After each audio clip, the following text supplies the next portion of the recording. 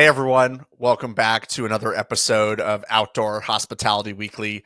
I'm Alex Burkett, joined as always by Matt Whittemore, and today we've got another great guest interview, this time with Rylan Blowers, co-founder and CEO of Park Software. Rylan, you've been a guy that's been on our radar for a while, and I'm constantly hit with all of your guys' marketing on social, which is a great testament as the marketing guy. You've got a great product in what is honestly a really crowded space in our industry with a lot of providers. And you've got a really unique background as well, coming from really just regular software space, nothing to do with the outdoor industry. And really have come on a tear over the last several months in over the last year and a half or so, made a name for yourself in the industry. To start, just walk us through a little bit about your background and how you landed in the outdoor hospitality industry. Yeah, walk through kind of our genesis story and where we do fit into, to your point, a pretty landscape. So Park started in where probably every good RV software company should start, which is out on an RV. And it was my quarter life crisis during the pandemic was to buy an RV and set off and convince my friend John to join, who's an incredible engineer. And yeah, first started very much scratching our own itch in terms of just being personally frustrated, especially being transient campers, trying to find a spot for the night. If we had to email or call or have to use some archaic 1990s interface on our phones on the highway, it just really wasn't tenable. But what was interesting and surprising for us is that as we talked to, mom and pop operations across most states in America, quite frankly, is that they were even more frustrated and feeling that the pain more acutely. Just because while there are a lot of options, it didn't work great for their type of business. And so that's how we stumbled into building Park. We've been longtime nerds and outdoor, enjoyers. To give a little bit of context on Park and where we fit in, we are, a campground management and online reservation software. We're really built from the get-go and to this day with two main priorities in mind. So first is that it should be incredibly simple and easy to use. And in a matter of minutes, you can be an expert on how to run your park. And then second, it should always be free for our parks. I was really born from working with these family-run operations and wanted to remove any barrier of entry so they can join the 21st century. So we don't have any contracts, no monthly minimums. And the way we do that is just by passing a small service fee to any guests who choose to book online or choose to pay through the system. But the important thing is that, if they're paying outside of the system, they're used to coming in and giving you a check for their, monthly rent. You can manage everything and there's no fees. That way, we're kind of meeting everyone wherever they are. It's a win-win for everyone and it's fair for our parks and our guests. Love it. You mentioned your partner, John, is an engineer. Can you tell us a little bit about your background specifically before getting into Park? Yeah, definitely. I am somewhat of an engineer myself, but it's probably a stretch. But yeah, I studied computer science in school. But for me, entrepreneurship was always the path. I don't know if you all have felt that now that you run a million businesses, but that was kind of a foregone conclusion. It's just a matter of how to put the right steps in place to get there. So for me, despite studying computer science, I decided to go into sales after school because I kind of realized if I can't sell anything, I'll never be able to build a business. So did tech sales, the really traditional negotiations, and just realized, man, this is terrible. There's got to be a better way. So when we did get into building software, we're like, how do we build in a way that there isn't these awful sales cycles and uncomfortable negotiations and everyone comes out feeling like they win. Led to a lot of hacking and tinkering and working on projects until we arrived at Park, which is thankfully the thing, and I can focus on one thing for the first time in my life. Amazing. How long was it in the RV before it really hit you that Campground software was what you're going to do? Yeah, it was very serendipitous and scratching our own itch when we were there. But I spent 2 years living out of my RV full time. Honestly started building a few months in. But it didn't really set in that this is making a really big difference until it was like a couple months after we had launched. And one of our first parks, he had like an 86-year-old mother-in-law that she had to be comfortable enough to use it. So we made a whole, dashboard that was like, there's big buttons that your 86-year-old mother-in-law can use. And so that was that. But it wasn't until he called me, a few weeks after, and he's like, man, my mother-in-law used to have to sit at that desk all day long And that's how she was spending her retirement. And now she doesn't have to do that. She can be out talking to people, and like the business doesn't halt, and we can eat dinner. And that's when I was like, whoa, this is a little bit different. This is not like, our usual, side hustle projects. And ever since then, just getting to work with great people, and getting to hear those kind of real life stories. It's super refreshing. And Rylan, you talked about, you and John were RVers as consumers prior to starting the business, but I'm assuming before you launched the software business Park, you didn't have a great understanding of the landscape. Was there any second guessing, understanding, like, wow, this place really is crowded with a lot of other software providers? But again, not really meeting the needs of some of the consumers and probably folks that you saw as a great opportunity to make your own mark. Was there any second guessing early on? It's a good question. And I wish I had an insightful, well thought out thing, but quite frankly, I mean, we always joke that if we did any amount of market research whatsoever, we never would have started Park, because there is a weird amount of companies in the space, which I mean is a great thing for everyone in the space.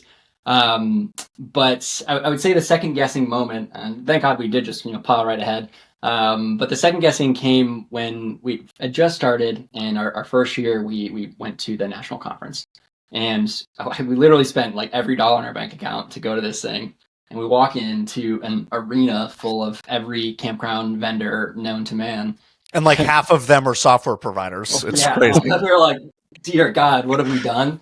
But it was a great experience, obviously, just getting, a lot of FaceTime, talking with folks, and just approaching everything from first principles. How do we meet your exact needs rather than the way it has been done? What's the right way it should be done? So that's been a big thing, but also just, staying, in our lane and leaning into what we're doing best, which is serving family-run operations, the kind of businesses that dominate our industry. And that's, what we do this day. And yeah, like I said, thank God we kept the faith, and people are really, excited about it now. Nice. You touched on, the two kind of pillars of Park are simple to use and always free to park owners. Is there anything else that you would say you really focus on that separates you from the dozens of other software providers in the space? Right. Yeah, no, it's a good question. So, I mean, those are the two things that come up time and time again. Like that simplicity. You just open it up and you're like, oh, I understand what I need to do. I need to extend a reservation. I drag it. I need to switch it to another site. I'm going to drop it down there.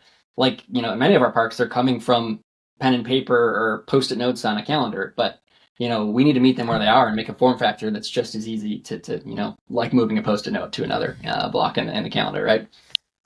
So that is certainly, number one. And then, also the fact that it's free for them. I would say that third, which is not to be understated at all, is time to value. And so what I mean by that is how quickly can we get these overconstrained, busy business owners to this aha moment, like when they're sitting at dinner with their families and they get a reservation come in, they just made $300 without, disrupting their lives.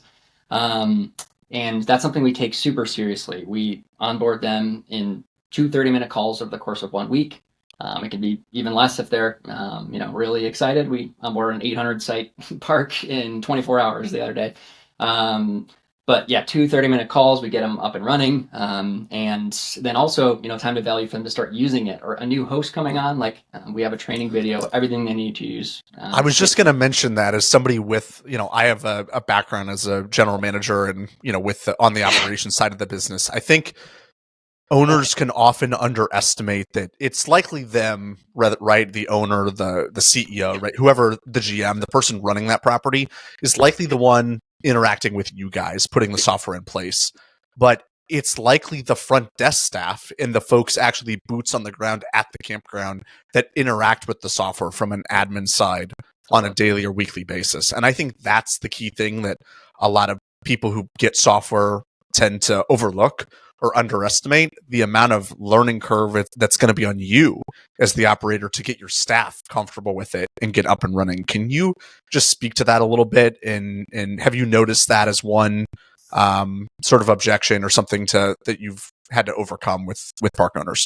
Yeah, I mean, it's super critical, and not to be understated at all. That's great that there's these cool bells and whistles, but who has to actually man the bell and who has to man the whistle? Um, and in practice, that can be very painful, especially, you can't expect, the standard camp host to be super tech savvy.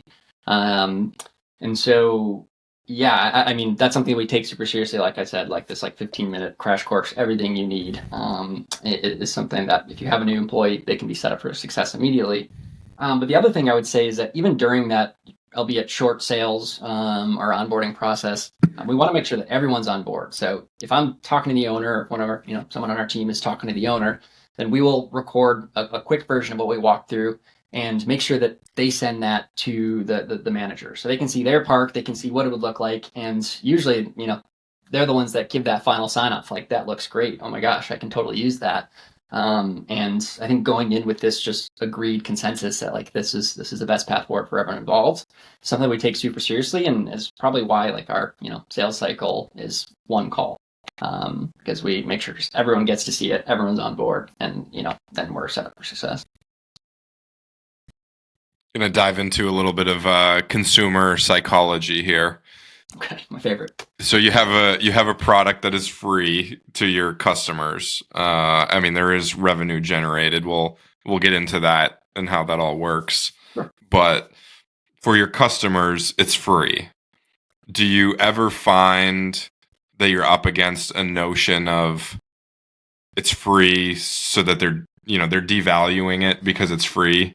I think there's some consumers out there that feel like if they're not paying for something, it's probably not a great product, or they devalue it in some way because they're not feeling the pain of paying for it.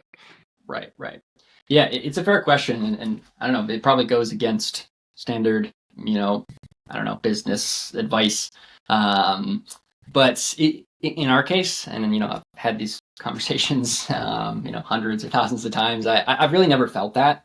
In fact, our sales cycle, in quotes, feels incredibly refreshing because it doesn't have this same social dance of negotiation and contracts, and inherently, there's this imbalance that you're trying to find a happy median. I've been through that, like I said, and I was like, dear God, I never want to work at a company like that, or start a company like that. I mean, I was at Salesforce. That was like the most heavy, bulky tech, sales cycle of all time. So it's super nice to run a business that isn't beholden to that notion. And more often than not, people are like thanking us during a sales call. They're like, this is amazing. Like, thank you, for building this. And it's super refreshing. So, yeah, I mean, I can certainly see where that notion would come from, but usually when we start demoing it, hopefully we can speak for itself enough that it's, you can say there's value there. Do you see a world, a year or 2, 3 years from now where you change the model and you start charging for it? No, that's something that will never change. And I think it's super important that there's no monthly minimums. When you're shut down in the winter, you shouldn't be paying for software. That's when you're hopefully in Cancun enjoying your life. And likewise, the core product will always be free. And I mean, to this day, we've never charged a penny to a customer. There's no contracts, and there's nothing holding you in place. So I don't see that changing at all. The only thing that could is, like, if there's more like growth related things where it's like, we'll run your ad campaigns and just these kind of things to just run a better business. Obviously, we're going to give you all the technology to run your business. But I don't know, what does it look like to actually run a better business and grow? Sure. So that would be the only thing. But honestly, that's cool. Type thing. And it seems like, again, Matt had mentioned sort of pricing, and I would say this is probably where folks are, if they've listened thus far, probably wondering, like, all this sounds great, but somebody's making money somehow. Like, where do the fees What's the catch? Right. What's the catch? And, as you mentioned, it's the park owners do not have the burden for this, but there are probably folks who wonder if the fees that you're charging customers would ever have an impact on the amount of bookings they get, or customers feeling, again, like they're charging for a service that maybe they weren't being charged for in the past with another provider, or, as you said, taking pen and paper reservations or calls over the phone. Can you speak to that a little bit as far as what the fees are and how you sort of overcome that objection that folks bring up? Yeah, definitely. And it's something that's, it is super important. I think, yeah, I mean, so in terms of our fees, as I kind of mentioned, so always free for the park, and then for the guests, if they choose to book online, the fees are percentage based. There's a higher service fee if they're booking online. It's going to be your transients, folks coming in for the weekend, and despite adding that, universally, our parks are seeing a massive uptick in the amount of transient campers. That's just kind of like a generational thing. People want to have that option, and I think it's like 60 or 70% of people like prefer to book online. So that is kind of self-enforcing. And then the important thing is that is an issue for them. They can do what they're used to. Cindy's used to calling up, the person at the front desk. Can absolutely do that. They can pay when they arrive. In which case, and I think people can think of this too, right? As though if the customer is using the software to make the reservation, then there's a software fee associated with it. If, as you said, they're calling or paying cash when they get there and they don't come in contact with Park and the software at all, then they would not expect to pay for it. Is that generally speaking, exactly. If you internally and the admin side are using the software, or if the camper's using the software, there's a fee involved? Yeah, exactly. And that's kind of how we have tried to approach it. And that's what we hear as well. I mean, there's hundreds of thousands of campers that have booked now. And we've never heard that they're like, super, put out by the fact that there is, this optional nominal fee added on top. And so that's certainly the case with the short terms. And I mean, like I said, just universally, they do see a pretty big uptick there. But then I think the other thing that's interesting is with the long terms as well. That's another thing where there's certainly conventions. You have seasonal campers, they're paying you with a check at the beginning of the year. And that's totally fine in our minds. That's how, they've been maybe coming there for 30 years. And it's not our job to tell you how to run your business and inject ourselves. But now, when they have to do their monthly electric bill every month for their season, and they used to have to go in and write a check every month for $38. Now they have the option to just click and pay it, set up auto pay, and there's a significantly smaller service fee for anything that's a manual reservation, and they can just pay that through the system. And it's, again, kind of profited as a win-win. If you want to, use it, great. Your life will be easier. And of course it'll be easier for the campgrounds. But if not, you're not, your arm isn't forced into doing that. So I think that's kind of the key. And especially when you're playing with different generations, you have older campers, you have younger campers, and they have different expectations and wants. How do you meet them both where they are? Kind of informs how we have set everything up. Love it. So let's dive into kind of the operations and the customer support, customer success, you might call it. To use some industry lingo, I've dabbled in software sales myself, and honestly probably became a little bit jaded towards the whole SaaS sector. And as a business owner, I have to be honest, purchasing SaaS is like one of the more frustrating things of being a business owner.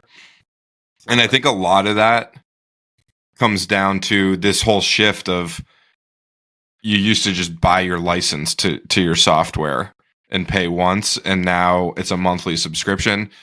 And I think consumers have an expectation that maybe a higher level of service, and I'm not speaking about Park here, just kind of making a generalization about SaaS, that consumers are making a monthly payment for their software, and they probably equate that with like a higher level of service. And I've seen it from both sides, working at a software company and being a customer, that a lot of times the customer support can be pretty disappointing. So how do you, from your end as the owner of this company and the leader, first, I guess a question, how many team members do you have at Park? Yeah, so we've got 10 team members now, which actually maybe 11. I think we actually just had an offer accepted, but nice. So it's certainly gotten bigger than just John and I in RV, which is exciting, humbling, terrifying, all of the above. But yeah, it is bigger than us, and a big part of that is the support side, to make sure that parks are always supported. That's something we take super seriously, and I joke, but also not joke, that the good thing is that we have no lives. So you don't have to worry about getting expedient responses. But yeah, we have fantastic support. And I mean, we're usually respond within an hour. I think it's something that, especially with these businesses where there might be even just getting used to technology for the first time. I think it's especially important that, like, when they're in this kind of scary leap of faith to enter the 21st century and do these things they know their business can be advantaged from, that we're there to kind of hold their hand through that process. It's the same reason we don't have salespeople. We don't have like, all right, you're sold, now you're in the queue. It's like you work with the same person throughout the process, and they'll onboard you, they'll train you, they'll check in with you. And when you do have something, we'll get back to you really quickly. We just hired someone that's in the Australian time zone, so 24/7 now. Nice. So that's something that I think, if you ever lose sight of that, you've lost the battle. Mission failed as a company, right? Especially when I work in the industry we are. Yeah, it's a really interesting dynamic. I see some parallels probably with the campground business and with the software business, in that becoming large and corporate creates a challenge that, if you're a software provider and there's 10 levels of management between the owner or, somebody who's a stakeholder and the person that's providing the customer support, there's a disconnect there. Same as that if it's a corporate campground owner, you just don't have that, skin in the game on site to make sure the customer's happy, because that's what matters. So with that in mind, like, what's the secret to having happy customers at Park? I mean, I think it's most importantly, it's just hearing them, and actually actioning it. Basically, anytime, everything that we build, and if you go to our website, truly everything that you see is built based on customer feedback. What would make their lives easier, what would help them, make more money and run a better business. And when someone comes to us and with a legitimate request, we say, amazing, thank you. First off, like, that's the most priceless commodity that we can get as a software startup. And we would love to build that for you, and then everyone gets to take advantage of these types of things. So I think that's the biggest thing. And then the other thing is enabling them, not just on how to use the software. That's our job, to build easy to use software, but also just enabling them on technology. Oftentimes it's like, hey, I'm going to call you and we're going to figure out how to get on Google Meet so we can walk through the spreadsheet and get you built out. And that's totally fine. Like I said, one of our first parks was, our main user was an 86-year-old. Like, she should never need to know how to get on a Google Meet. Like, we can walk them through that. And I think it just starts from that and hand-holding that through the process. And by making it not a super long, painful process, we can do that. And then we're here to support you afterwards as well. I don't know if I answered your question. That's great. Thank you. As I sort of mentioned in the introduction, about seeing a lot of marketing material from you guys, I personally want to ask a question in regards to the marketing and sales strategy. I mean, I think, as all three of us know, this industry has a finite number of customers that you guys can pull from, right? There are only so many campgrounds in the US. Only so many of those are private or mom and pop campgrounds, as you mentioned. Obviously, there's a portion of the industry that's institutionalized or has their own software, like KOA does internally, and a number of public parks that probably would not use a private software system like one that you guys provide. Talk to us a little bit about where you guys are pulling from, and what's the strategy, sales and marketing wise, as you guys have really begun to execute on the vision for the company.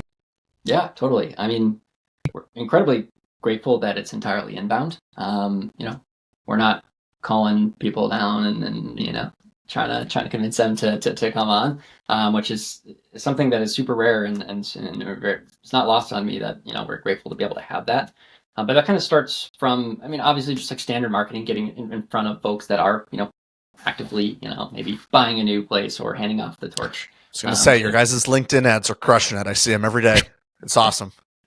And so obviously that's step one, but the other thing is just powerful word of mouth. I think I mentioned this before, but like our sales cycle and our onboarding cycle, that just like very quick time to value and it's short enough in terms of a sales process that they don't get bogged down in this horrible software procurement like you mentioned, Matt, because it can be horrible.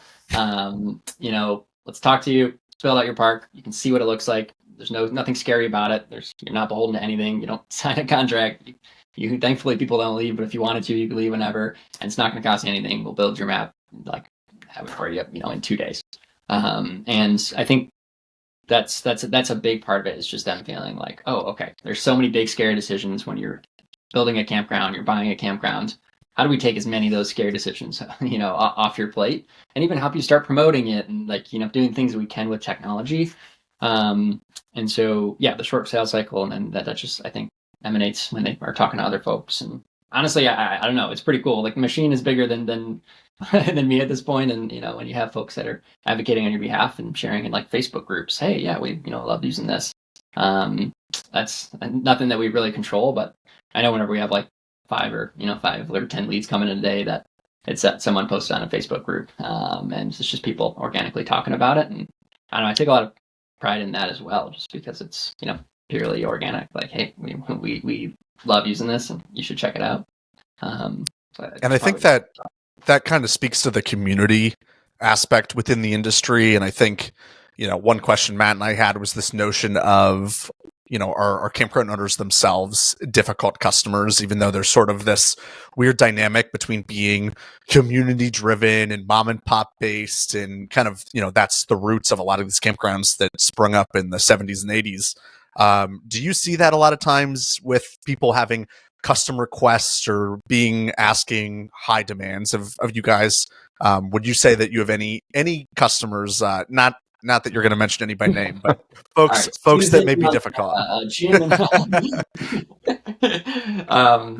No, the vast majority are not, because it really is a mutually beneficial relationship, and we feel that throughout the process. We're grateful for each other. We help each other out. Of course, there are a handful of problematic customers. That's going to be the case in any business. It's the same when you run a campground. You're going to have the ones that you're like, oh dear God, this family again, or like, do we block them, or do we just dissuade them because XYZ? So I think in our case, though, the few that are problematic, it doesn't come from a place of malicious intent. It's more like what I mentioned before. It's just like technology enablement as a whole.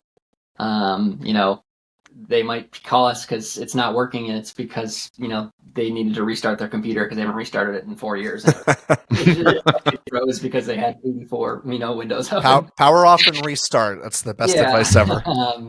And honestly, that's what we love doing, and it's part of it, and it's part of how we hire as well. Now that we have expanded the support team, is like, do you have the patience to help folks through every step of it? And it doesn't just start and stop with our browser window, but everything they need to actually build a 21st century business in and around that software.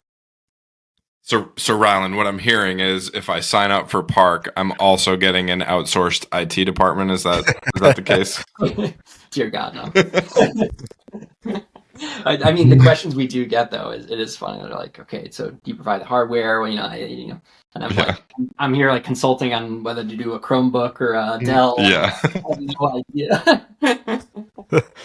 Nice. But, whatever it takes to get the customer across the finish line sometimes, and make sure that they can actually use the software. It's like, hey, if your Dell computer will help you utilize our reservation technology, great, go for it.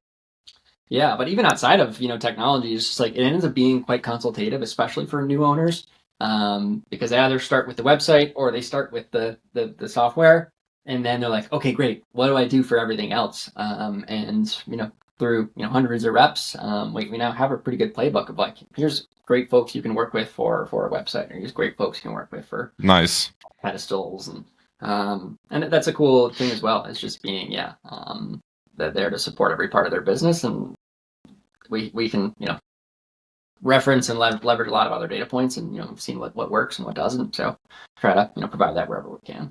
Nice. So what's next for Park Software? What are your big goals over the next year, 2025 into 2026? Yeah, stay alive personally.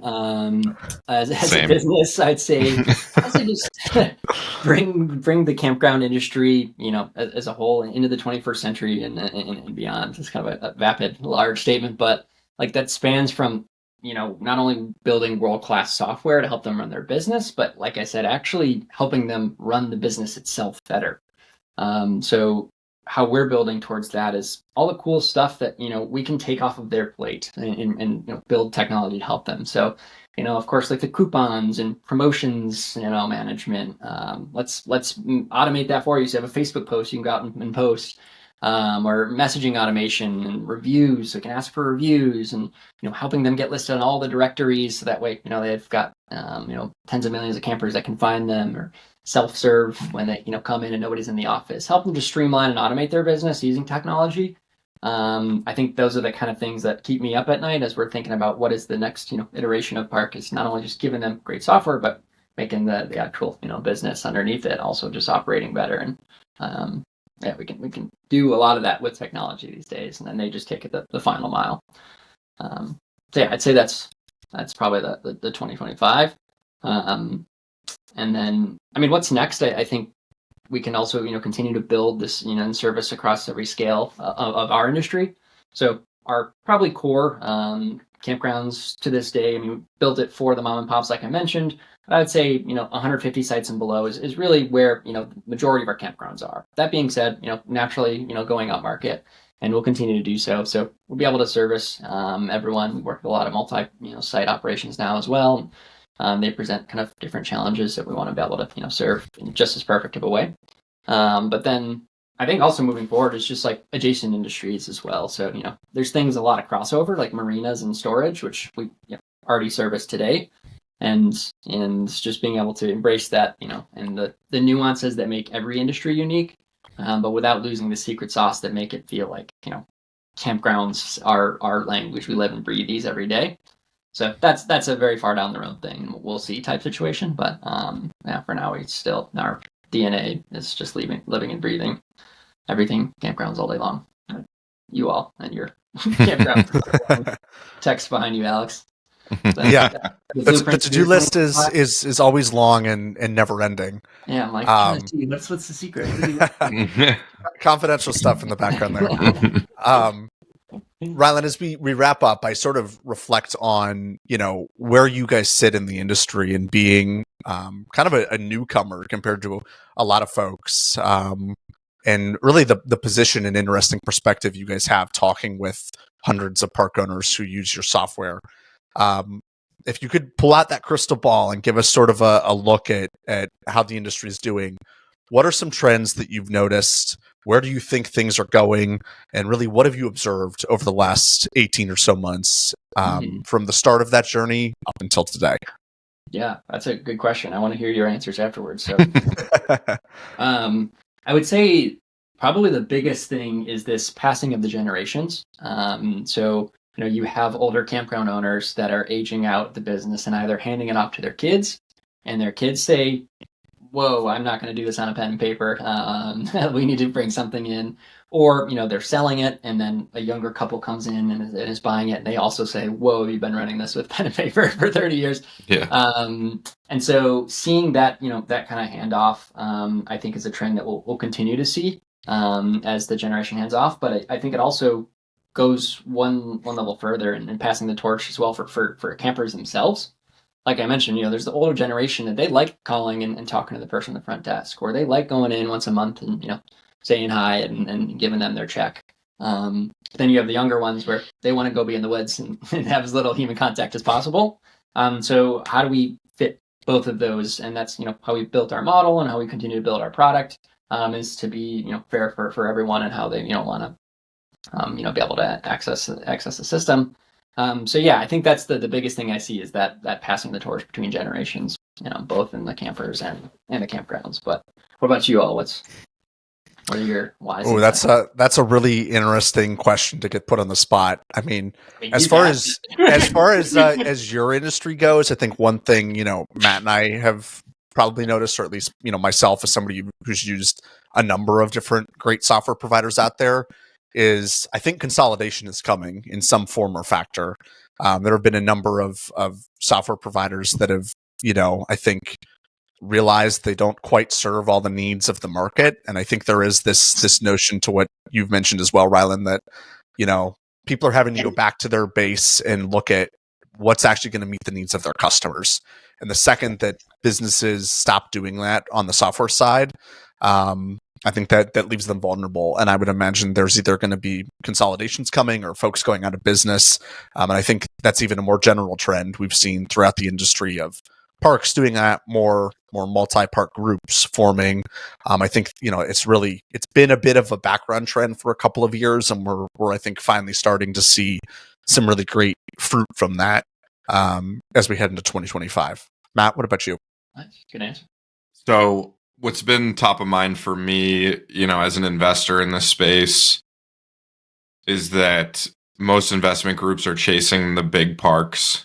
You talked about how, Rylan, you play in the space of 150 sites or less typically, which typically is not really investment grade.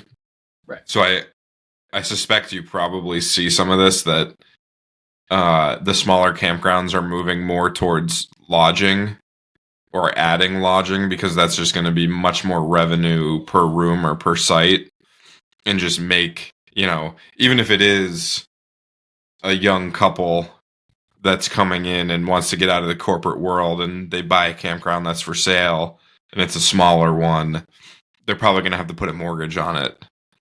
And their whole financial setup is going to be vastly different from the mom and pop couple that ran it for 40 years and had no mortgage and bought it for like a piece of floss, or like built it bushel of strawberries. Yeah.